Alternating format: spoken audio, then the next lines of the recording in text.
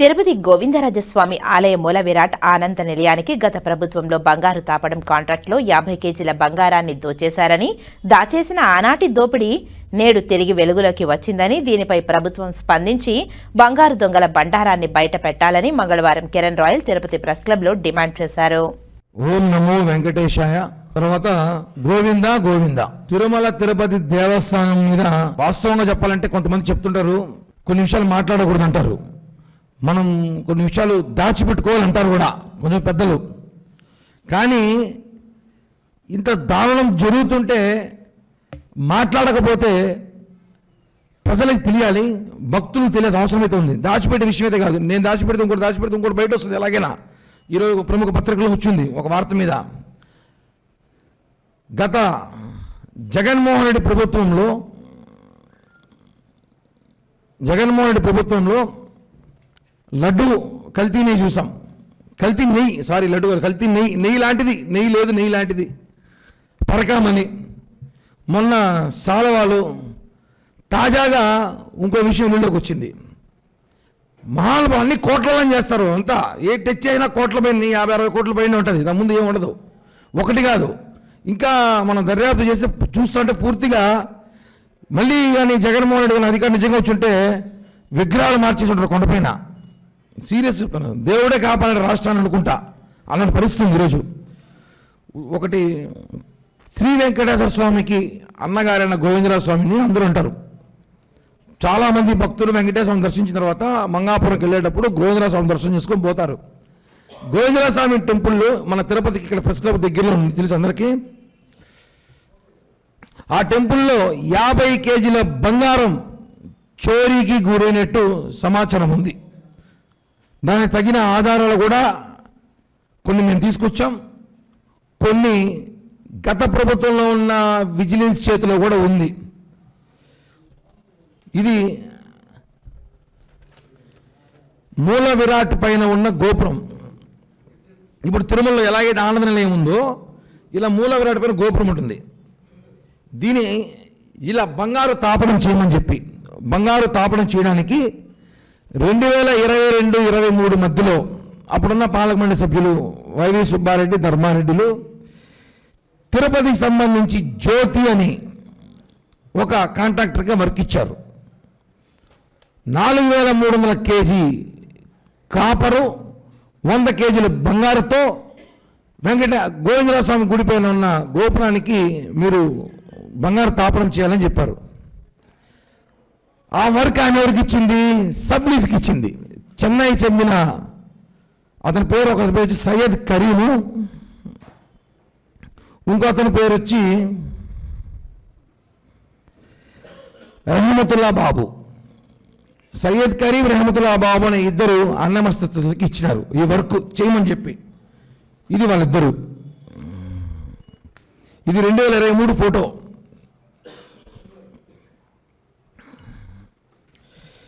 ఈ వర్క్ ఇస్తే వర్క్లో ఏం కాంట్రాక్ట్లో ఉంటుందంటే 9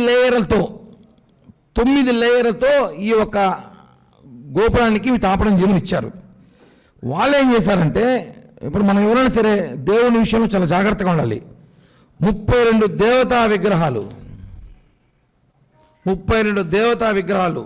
100ల సంవత్సరం చరిత్ర ఉన్న గోవిందరాజ గుడి మీద ఉన్న దేవతా విగ్రహాలు, వరుణుడు, కుబేరుడు, యముడు, దేవేంద్రుడు, వేణుగోపాలస్వామి, 4 పక్కల గరుడు, 4 పక్కల గోపుర తంగి అమ్మవారు, ఇవన్నీ పెడితే, ఎందుకంటే తిరుపతి ఊరికి గోవిందరాజ స్వామి గుడి అప్పట్లో మొట్టమొదటి గుడి సెంటిమెంట్.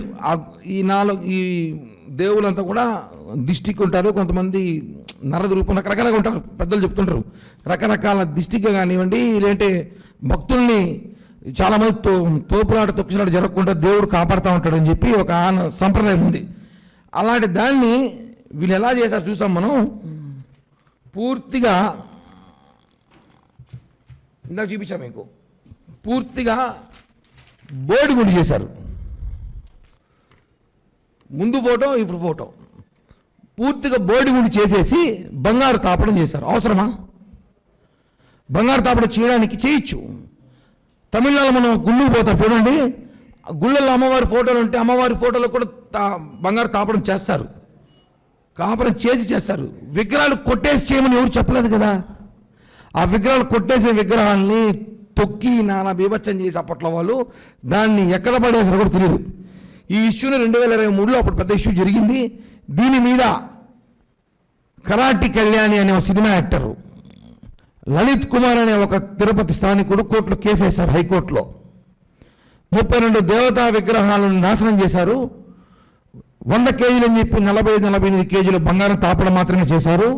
దీని మీద విచారణ జరపాలని చెప్పి ఇద్దరు వెంకటేశ్వర భక్తులు వాళ్ళిద్దరూ కేసేస్తే అప్పుడున్న ధర్మారెడ్డి వాళ్ళని పిలిపించి భయపెట్టి బెదిరించి కేసు విత్డ్రా చేశాడు హైకోర్టులో 23లో. మళ్ళీ తిరుపతికి సంబంధించిన ఒక వెంకటేశ్వర భక్తుడు మళ్ళీ కోర్టులో పిటిషన్ వేశాడు. వేసినప్పుడు కోర్టు ఏమిచ్చిందంటే టీటీడీ పిలిచి అడిగింది, మీరు ఇలా విగ్రహాలు పగలగొట్టేసి కట్టారంట కదా అంటే లేదు అని చెప్పారు. కానీ మళ్ళా విచారణ చేసిన తర్వాత సరే మేము మళ్ళా విగ్రహాలు కట్టిస్తాము, అక్కడ పెట్టుదాము, ఆధునిక టెక్నాలజీతో మేము పెడతామని చెప్పి కళ్ళబోరు కబుర్లు చెప్పారు. ప్రభుత్వం అయిపోయింది, 7 పాటు కూడా వెళ్ళిపోయాడు, దోచుకుని తినేశారు. ఇప్పుడు లాజిక్ ఉంది. ఈ ఒక్క కాంట్రాక్ట్ ఇచ్చారు ఓకే, వర్క్ ఇచ్చారు ఓకే, 50 కేజీలు బంగారం బయటికి వెళ్ళబోతుంది. ఉదాహరణకన్నా ఇప్పుడు మనం ఇంటికి పెయింట్ కొట్టాడు, పెయింట్ కాంట్రాక్ట్ ఇస్తాం, వాడికి 10 లీటర్ పెయింట్ ఇస్తాం. ఒకటి ఆడ కొట్టాలి లేదంటే పెట్టాలి, రెండే లాజిక్. ఒకటి గోడ కొడతాడు, ఉన్నది కింద పెడతాడు. ఇతుకోలు బాగుంటే ఏం చేయాలి, ఇంట్లో దొంగలు సహకరించాలి. నీకు ఇతుకోమంటే రోజు ఒకేసారి 100 కేజీ బంగారు ఇవ్వరు వాళ్ళకి, వెనకాల మలం ఉంటుంది. ఆ మలం నుంచి ఈరోజు ఈ బార్డర్ చేస్తున్నాం, ఈ బార్డర్ కావాల్సిన బంగారం ఒక 5 కేజీలు ఇమ్మంటే 5 కేజీలు ఇస్తారు. వాడు చేసినంత దాంట్లో 2 కేజీలే చేస్తాడు, మిగతా 3 కేజీ బంగారు ఆ రోజు షిఫ్ట్ అయిపోయింది. అంటే అప్పుడున్న ఇంజనీరు, అప్పుడున్న డిప్టీఓ, అప్పుడున్న విజిలెన్స్ వాళ్ళు, అప్పుడున్న అధికారులు విచారించారా లేదా? ఇప్పుడు కోర్టుకి మనం మీరు ఏమిచ్చారు, కోర్టు ఆధునిక టెక్నాలజీతో ఎంక్వైరీ చేయండి ఎంత బంగారు ఉందో అనేసి చేయొచ్చు. ఇప్పుడు ఉన్న బంగారు ఎక్కడికి పోదు, మహా అయితే కరిగిపోతుంది, 100 కేజీలు కరిగిపోతుంది, 2-3 కేజీలు కరిగిపోతుంది, మొత్తం 100 కేజీలు కరిగిపోదు, 50 కేజీలు కరిగిపోదు కదా. ఇప్పుడు దీని కూటమి ప్రభుత్వం సీఎం గారికి డిప్యూటీ సీఎం గారికి అడిగేది ఏమంటే, దీనిపైన టీటీడీకి మీరు చెప్పండి, విచారణ చేయమని చెప్పండి, పూర్తి విచారణ దర్యాప్తు. రెండోది, భక్తులు ఎవరైతే అనుమానం ఉందో జనసేన పార్టీ కానీ ఇంకో పార్టీకి అనుమానం ఉంటే వాళ్ళని లోపలికి పంపించి అక్కడ రిజిస్టార్ ఉంటుంది. 2022-23లో ఏవైతే బంగారు ప్రతిరోజు తీసుకొని బయటకు వచ్చారో తీసుకెళ్తారు, రిజిస్టర్ రాస్తారు. రోజు ఇన్ని కేజీలు పలానా వ్యక్తికి ఇచ్చాం, పలానా వ్యక్తికి ఇచ్చామని ఆ రిజిస్టర్ను మాకు చూపించాలి, మమ్మల్ని లోపలికి పంపించాలి. ఆ బంగారు ఎంత బయటకు వచ్చింది, అప్పుడు ఎవరు సంతకాలు పెట్టారు, ఎవరు తీసుకెళ్ళి విచారణ చేసిన అవసరం ఉంది.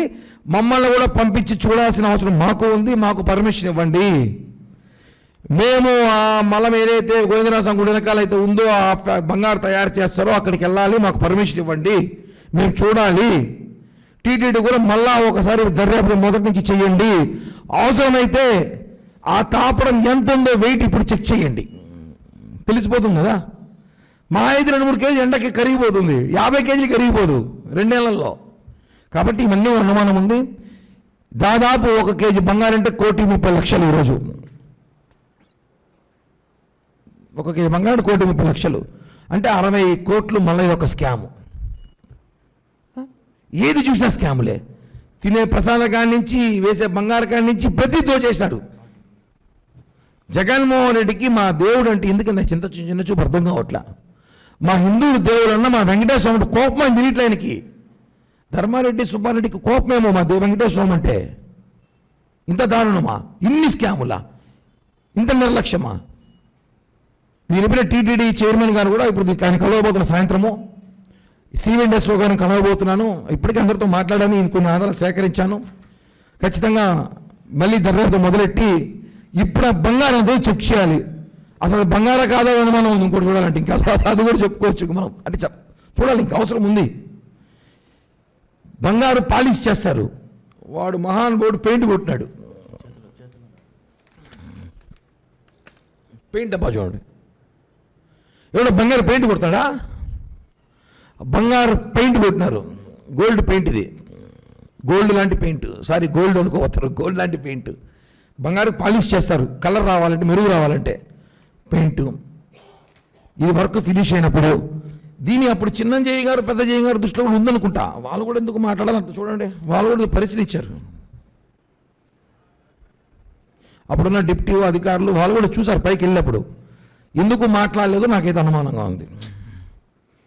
ధర్మారెడ్డి సుబ్బారెడ్డిలు ఏమైనా ఒత్తిడి చేశారేమో, మాట్లాడాలి కదా, దేవుడిది, దాని మించి వెంకటేశ్వర మించిన ఎవరు లేరు కదా. కాబట్టి మా డిమాండ్ ఇప్పుడు రెండే. ఒకటి, మమ్మల్ని ఆ బంగారు ఎక్కడైతే తయారు చేస్తారో అక్కడ మమ్మల్ని పంపించి అక్కడ రిజిస్టర్ చేసి ఎన్ని కేజీలు బంగారు బయటకు వచ్చింది, ఎవరు తయారు చేశారో ఆ బంగారు ఉంది. రెండోది, అసలు అది బంగారు ఉందా లేదా, ఎన్ని కేజీలు ఉందో అనుమానంగా ఉంది, అది వెయిట్ చేసి అది కోర్టు ద్వారా నుంచి పర్మిషన్ తెచ్చుకొని చూపించండి. భక్తులు అనుమానాలు ఉన్నాయి, గతంలో కూడా పింక్ డైమండ్ అన్నారు, అదన్నారు, రకరకాలు అంటూ ఉంటారు టీటీడీలో ఇష్యూస్. కానీ ఇది ఇంత ఎవిడెన్స్ సేకరించాం. చివరిగా వీళ్ళిద్దరిని 2023లో పోలీసులు పట్టుకు అరెస్ట్ చేశారు. కొంతమంది కంప్లైంట్ ఇస్తే వీళ్ళని వదిలేశారు గంటలో. వదిలిపించిన ఎవరు, వైవి సుబ్బారెడ్డి ధర్మారెడ్డి ఫోన్ చేసి వాళ్ళిద్దరిని వదిలేసే అని చెప్పాడు. అంటే వాళ్ళకి తెలుసు ఇది జరిగిందని. ఆ రోజు కేజీల లెక్క వచ్చిన బంగారు ఒక బల్క్గా ఒక చోట చేరింది. ఎక్కడ చేరింది, అది ఎవరింట్లో ఉంది, అమ్మేశారా, ఏం చేశారు, పూర్తి అనుమానాలు వ్యక్తమవుతున్నాయి. ఇది తిరుమల తిరుపతి దేవస్థానంలో మరో పెద్ద స్కామ్, ఇది మరో స్కామ్ బయటపడింది. హిందువుల దేవాలయం పైన జరుగుతున్న దాడిని సీరియస్గానే దీని మీద విచారణ చేయాలి, మీడియా అంతా కూడా సహకరించాలి. ఖచ్చితంగా ఈ యొక్క వార్తని దేశవ్యాప్తంగా తెలియాలి. ఎందుకంటే ఆఖరికి దేవుడు పైన వేసే బంగారం కూడా దోచుకున్నారని చెప్పి ప్రజలకు తెలియాల్సిన అవసరం అయితే ఉంది. ఆల్రెడీ కోర్టు ఇచ్చున్నదన్న 2023లోనే దాన్ని ఆధునిక టెక్నాలజీ ద్వారా చూడండి ఎంత ఉందో చెప్పించారు. ఎవరు పట్టించుకోవాలా, ఇచ్చి 2 ఏళ్ళు అయింది ఆల్రెడీ. ఇప్పుడు మళ్ళీ ఇప్పుడు వెలుగులోకి వచ్చింది కాబట్టి ఇక దీని మీద అందరూ మాట్లాడతారు కాబట్టి ఇంకా ఖచ్చితంగా బయటకు వస్తుంది. ఇప్పుడు దాన్ని ఎంక్వైరీ చేస్తారు, బయటకు తీయాలి. అసలు బంగారు ఉంది కదా, ఎంత ఉంది, 100 కేజీలు ఇస్తే 100 కేజీలు ఉన్నాయా లేదా, అది బంగారా కాదా కూడా చూడాలి. సగం బంగారు కల్తీ అని చేశారా, ఇవి కూడా అనుమానం అయితే ఉంది. 50 కేజీల బంగారు నొక్కేనాడికి కల్తీ చేయడం సమస్య కాదు, పెయింట్ కొట్టేహారీలో. ఇవన్నిటి మించి దేవతా విగ్రహమూర్తులను ఏం చేశారు, 32 దేవతా విగ్రహమూర్తులు పగలగొట్టి కట్టారు, బోర్డు గుడి చేసి కట్టారు. ఇవన్నీ కూడా చాలా బాధాకర విషయం. 1000 సంవత్సరాల విగ్రహాలను పాల్గొంటే అర్హత, మీ రైట్స్ ఎవరు ఇచ్చారు మీకు? మీకు అర్హత ఇచ్చిన ప్రొసీడింగ్స్ కాపీలు ఏముంటుంది, విగ్రహాలు ఏం టచ్ చేయకుండా కట్టాలని ఇస్తారు. మీరు విగ్రహాలు పగలగొట్టే సిస్టమ్ వచ్చాడు. 32 ఒకటంటే పోయింది అనుకుంటాం, పొరపాటు అనుకుంటాం, 32 పొరపాటున పోతుందా?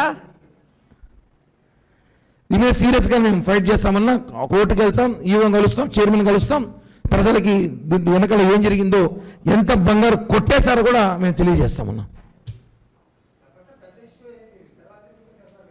అంటే అప్పుడు వాళ్ళ ప్రభుత్వం కదా ఆపేశారు, చెప్పాం కదా, కేసులు పెట్టడం కొట్టినారు.